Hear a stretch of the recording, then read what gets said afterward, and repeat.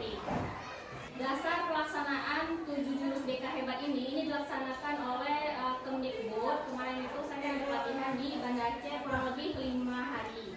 Nah, dasar ini untuk meningkatkan kompetensi guru dalam membimbing siswa secara holistik melalui pendekatan praktis dan kreatif dengan tujuan untuk menciptakan lingkungan belajar yang aman, nyaman, dan menyenangkan bagi siswa kita. Jadi, 7 jurus BK hebat ini tidak hanya untuk guru BK. Nantinya akan disampaikan pada semua guru SD, SMP, dan SMA. Ini 7 jurus. Yang pertama itu ada kenali potensi, yang kedua ada kelola emosi, yang ketiga ada tumbuhkan resiliensi, yang keempat jaga konsistensi, yang kelima jalin koreksi, yang keenam bangun kolaborasi, dan yang ketujuh menata situasi. Saya jelaskan sedikit dulu. Kalau di jurus pertama yaitu kenali potensi. Jadi kementerian kita itu sudah menyediakan fasilitas sebuah aplikasi web namanya Aku Pintar. Nah, di Aku Pintar itu ada tes gaya belajar, tes kemampuan, dan tes karir serta tes untuk anak inklusi. Jadi bagaimana kita mengenal siswa kita, bagaimana kita mengenal diri kita sendiri, kita bisa coba tes nanti, tes di Aku Pintar. Saya sudah kemarin tes dan hasilnya sesuai dengan keadaan diri saya. Yang kedua itu adalah kelola emosi. Jadi jurus ini itu untuk kita guru dan juga untuk siswa. Nah, di kelola emosi ini nanti belajarnya social and emotional learning. Jadi belajar bagaimana kita mengelola emosi kita, menyadari emosi kita. Kalau di sini ditekankan itu tidak hanya sebagai motivator untuk siswa, tapi sebagai teladan. Nah, yang ketiga tumbuhkan resiliensi. Resiliensi ini sama dengan daya lenting atau ketangguhan kita menghadapi suatu permasalahan. Kalau di jurus ketiga ini itu nanti belajar growth mindset atau pemikiran yang bertumbuh. Jadi kita membimbing siswa itu untuk memiliki pemikiran yang bertumbuh, terbuka. Tidak, kalau sudah gagal saya tidak mau mencoba lagi. Itu kan pemikiran yang tidak bertumbuh. Nah, itu. Kalau di jurus keempat jaga konsistensi.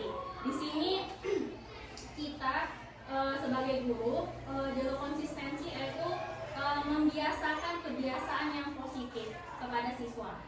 Nah, di situ ada juga disiplin positif. Yang kelima, jalin koneksi. Nah, ini salah satu jurus yang saya pilih. Kenapa jalin koneksi? Ketika kita mau menyelesaikan permasalahan siswa, kita harus terkoneksi dengan siswa itu. Di sini kita mengajarkan siswa itu untuk menyadari perilakunya itu benar atau tidak, apakah sesuai dengan yang diinginkannya, apakah dia mampu bertanggung jawab dengan perilaku yang dia kerjakan saat itu.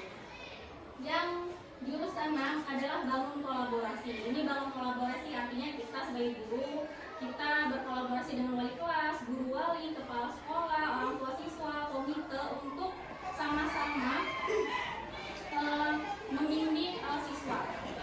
Dan yang terakhir itu menata situasi. Menata situasi sini yaitu menciptakan lingkungan aman, nyaman, dan menyenangkan. Dari situasi di kelas bagaimana cara kita berbicara kepada siswa, itu juga bagaimana kita menciptakan lingkungan dan yang aman dan menyenangkan. Tidak ada bullying. Nah, saya di sini memilih 2 jurus praktik baik yang saya lakukan di SMP Negeri 4 Kota Candi. Yang pertama ada kenali potensi. Kenapa saya memilih kenali potensi? Di jurus ini saya memilih tes multiple intelligence. Kan memang sudah saya sampaikan di kenali potensi ini tadi ada gaya belajar, ada tes kemampuan, ada tes karir, dan untuk anak inklusi. Kenapa saya memilih multiple intelligence? Karena belum pernah sama sekali saya lakukan saya tes untuk anak-anak kita. Kalau tes gaya belajar setiap tahun saya lakukan, gitu kan? Jadi menurut saya kita sebagai guru kita tidak bisa mengajar siswa sama rata. Karena setiap siswa itu kebutuhannya berbeda, kecerdasan berbeda. Dari kecerdasan ini nanti kita tahu, ternyata anak ini lebih mudah belajar pakai gambar. Ada yang harus ke alam, naturalis. Ada yang harus praktek kinestetik, seperti itu kan. Nah, jurus yang kedua saya pilih yaitu jalin koneksi. Nah, ini kenapa saya pilih jalin koneksi? Karena di jalin koneksi itu namanya ada konseling realita. Jadi Bapak Ibu nanti setelah kegiatan ini mungkin kan kita ada komunitas belajar. Jadi setiap jurus itu saya mau juga sampaikan lebih dalam gitu kan. Apa yang saya pelajari sana saya juga mau sampaikan ke semua Bapak Ibu guru. Di Jalin Koneksi ini ada namanya konseling realita. Jadi kita memahamkan, menyadarkan siswa itu apa yang terjadi saat ini itu akibat dari perilakunya sendiri. Kita mengajarkan siswa untuk bertanggung jawab atas perilakunya. Contohnya, dia terlambat karena main HP sampai jam 1 malam. Nah, dia sadar nggak main HP sampai jam 1 malam itu perilaku yang tidak baik. Nah, kita harus menyadarkan siswa. Kadang siswa itu nggak tahu kalau misalnya main HP seperti itu tidak baik untuk kesehatan. Karena dia ditanya pun, kenapa kamu terlambat? Nggak tahu. Apa tujuan kamu ke sekolah? Nggak ada, disuruh orang tua. Nah, jadi dia tidak tahu, tidak memahami secara utuh. Ya. Nah, ini yang saya pilih, yang jurus pertama, kenali potensi. Saya memberikan layanan klasikal kemarin itu melalui metode ARKA, aktivitas, refleksi, konsep, dan aplikasi. Nah, di aktivitas siswa itu kemarin ada 2, satu mengerjakan pakai HP, yang satu pakai lab, karena lab kita alhamdulillah sudah bagus ya.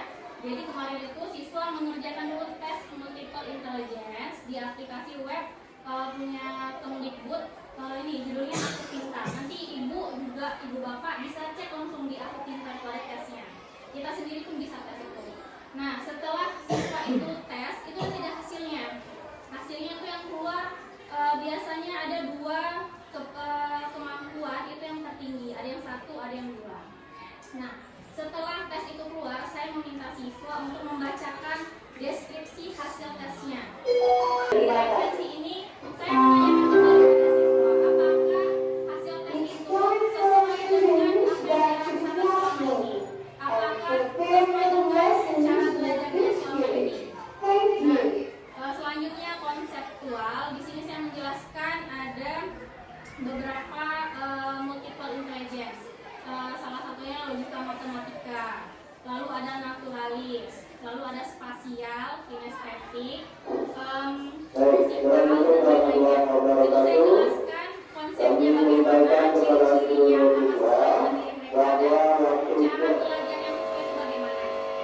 Nah, yang terakhir saya meminta siswa untuk mengisi peta kecerdasan majemukku. Jadi mereka masing-masing mengisi kecerdasannya apa, gaya belajarnya seperti apa, cara belajarnya, dan cita-citanya sesuai dengan kemampuannya. Ini laporan hasil instrumen khusus di sini saya aktivitas siswa di luar kelas.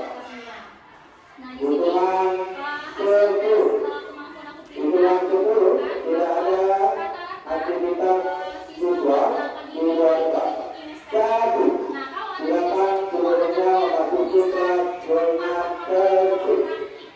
harus dipraktikkan. Nah, yang kedua interpersonal. Kalau interpersonal ini berarti mereka itu maunya ada diskusi kelompok, kerjasama, bisa belajar. Nah, ini yang jurus kedua yang saya pakai yaitu jalin koneksi. Di sini ada konseling realita.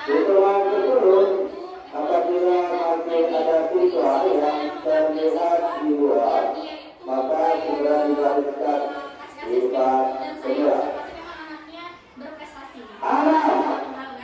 Tetapi akhir-akhir ini saya lihat kok sering terlambat. Dan ada laporan dari guru menurun dibanding kelas 7 dulu. Sekarang naik di kelas 8. Jadi saya pada siswa itu, dan dia itu sebabnya itu main HP-nya baru dibelikan sama orang tuanya, main HP paling cepat jam 12 malam, paling lama jam 2 sekalipun gitu kan. Jadi dia menyadari dia itu anak berprestasi, dan dia langsung ingat bahwa dia itu pengennya jadi anak yang pintar, dikenal gitu kan, pintar, rajin gitu kan, anak yang oke lah di sekolah gitu. Cuman kan akhir-akhir guru mengeluh gitu, ada beberapa laporan wali kelas dan guru matematikanya mengatakan kalau dia ini agak berkurang aktif di kelas, agak ngantuk gitu kan, sering terlambat, itu seminggu tuh ada sekali terlambat, biasanya nggak pernah terlambat sama sekali.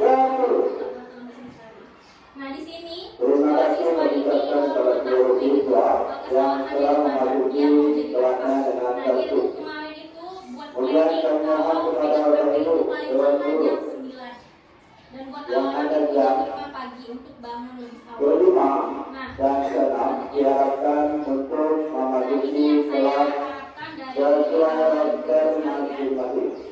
Terima kasih. Bahwa kita itu harus memahami kecerdasan majemuk setiap siswa. Setiap siswa kan berbeda kecerdasannya. Ada yang memang kalau dia cerdas akademik itu di logika matematika pasti tinggi. Nah, ada anak yang logika matematikanya rendah tapi kinestetik tinggi. Nah itu, jadi kita tidak bisa menilai hanya dari secara akademiknya saja. Nah yang kedua, melalui konseling realita, guru membantu siswa menyadari pilihan perilaku mereka.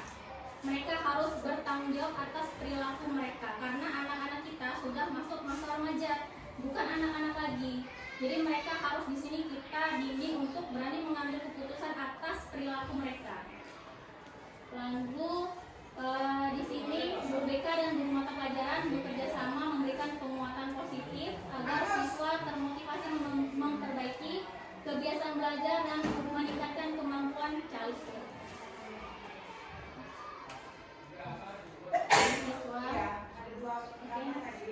Oke. Saya mohon kepada rekan-rekan semuanya, Bapak, Ibu-ibu semuanya, untuk menyampaikan tanggapan. Mungkin ada pertanyaan juga kepada saya persilahkan. Ya, saya percaya Ibu. Ya.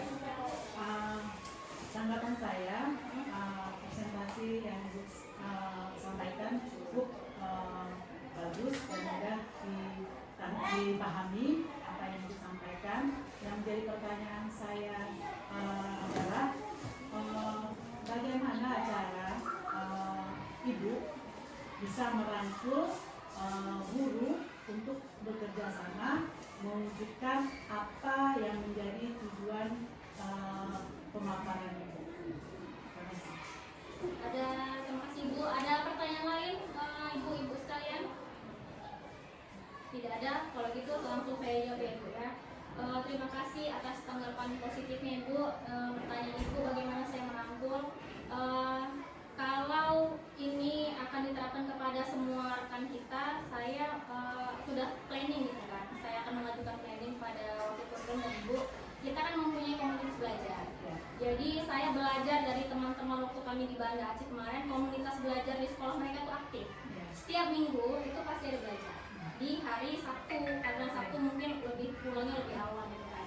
Dan itu belajarnya 30 sampai 1 jam gitu. Itu yang menyampaikan yang pernah ikut pelatihan, ada dia belajar lebih, ada ilmu baru loh, kita sampaikan kepada siswa. Jadi untuk 7 jurus BK ini, kalau cuman ini 10 menit, 20 menit itu tidak mungkin langsung paham Bapak Ibu ya. Jadi karena kami di sana aja 1 jurus itu 1 hari belajarnya gitu. Jadi saya inginkan gitu ya Bu, kita Kombel itu diaktifkan kembali. Waktu Kombel saya akan menyampaikan misalnya jurus 1, apa yang harus kita kerjakan, saya ajari semuanya gitu. Karena kan kita sini bersama gitu kan. Memang ini pada akhirnya nanti semua guru harus paham gitu. Misalnya bagaimana tes gaya belajar siswa, apakah guru BK aja yang harus tes? Nggak mesti Bu, ibu-ibu juga bisa tes siswa kita gitu. Jadi nggak semua surah karena guru BK enggak gitu. Jadi kayak tadi kelola emosi, kita juga harus belajar kelola emosi. Bagaimana caranya, tekniknya itu ada, dan itu belajarnya nggak mungkin 10 menit, 20 menit gitu. Itu belajarnya minimal seperti yang tadi 30 sampai 1 jam gitu. Jadi saya memang berkeinginan 7 jurus itu semua di SMP 4 Kota Cane ini semua guru tuh paham gitu. Saya mau berbagi ilmu gitu. Saya berdiri bukan saya pintar atau apa ya Bapak Ibu, karena saya kemarin ada kesempatan di sana. Kalau pengalaman mungkin ibu-ibu yang senior lebih berpengalaman gitu. Baca Bu, terima kasih Bu. Ada lagi ibu-ibu? Kalau tidak ada, saya ucapkan terima kasih kepada ibu-ibu yang sudah hadir pada kegiatan berbagi praktik baik 7 jurus BK hebat pada hari ini. Semoga bermanfaat, semoga ada kegiatan lanjutan karena saya lihat kepala sekolah juga mendukung. Semoga nanti di kegiatan lanjutan kita lebih mahir lagi dengan 7 jurus BK hebat ini. Saya ucapkan terima kasih, saya tutup. Assalamualaikum warahmatullahi wabarakatuh. Waalaikumsalam warahmatullahi wabarakatuh.